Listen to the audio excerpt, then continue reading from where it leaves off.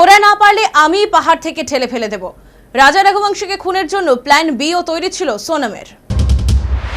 চলতি বছরের মার্চে মিরাটে সৌরভ রাজপুতের হত্যাকাণ্ডে শিউরে উঠেছিল গোটা দেশ। স্ত্রী মুস্কানের বিবাহ বহির্ভূত সম্পর্কের খেসারত দিতে হয়েছিল ৩৫ বছরের ওই যুবককে। তবে ইন্দোরের রাজা রঘুবংশীর হত্যাকাণ্ড বোধহয় তার চেয়ে বহুগুণ বেশি ভয়ঙ্কর ঘটনা। স্বামী স্ত্রীর সম্পর্কে তৃতীয় ব্যক্তির উপস্থিতির কারণে খুনের ঘটনা বিরল নয়। তবে সোনম রঘুবংশের বিরুদ্ধে স্বামীকে খুনের যে অভিযোগ তা একেবারে ঠান্ডা মাথায় ছক কষে। এমনকি প্ল্যান এ ফেল করলে প্ল্যান বি কিভাবে কার্যকর করতে হবে তাও সোনম তৈরি করে রাখেন বলে জানতে পেরেছেন তদন্তকারীরা। ইতিমধ্যেই নানা সূত্র মারফত উঠে আসছে স্বামী রাজাকে খুনের কথা পুলিশের কাছে স্বীকার করেছেন সোনম রঘুবংশী। তবে ধৃতদের জেরা করে তার থেকেও চাঞ্চল্যকর তথ্য জানতে পেরেছে পুলিশ সূত্রে খবর, স্বামীকে খুনের ছক কষতে বসে সোনম ঠিক করেছিল বিশাল আনন্দ আকাশ যদি রাজাকে মারতে না পারে তবে সে নিজেই ছবি তোলার সময় পাহাড় থেকে ধাক্কা মেরে ফেলে দেবে রাজাকে। 11ই মে রাজা সোনমের বিয়ে হয়। 15ই মে বাপের বাড়িতে গিয়েছিলেন সোনম।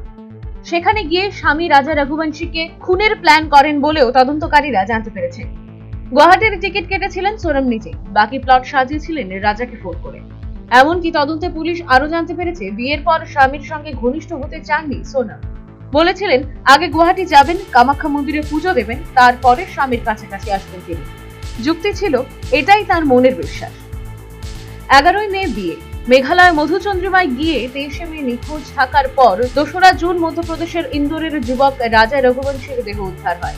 মেঘালয়ের একটি গিরিখাত থেকে তার রক্তাক্ত দেহ উদ্ধার করে পুলিশ। সেই থেকে নিখোঁজ ছিলেন স্ত্রী সোনম।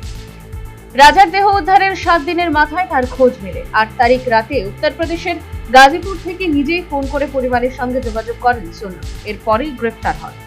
আর এরপরেই একের পর এক সাংঘাতিক সব তথ্য সামনে আসতে থাকে। পুলিশ তদন্তে জানতে পারে বিয়ের আগে থেকেই রাজ সিং কুশওয়াহা নামে এক যুবকের সঙ্গে সম্পর্ক ছিল সোনমের।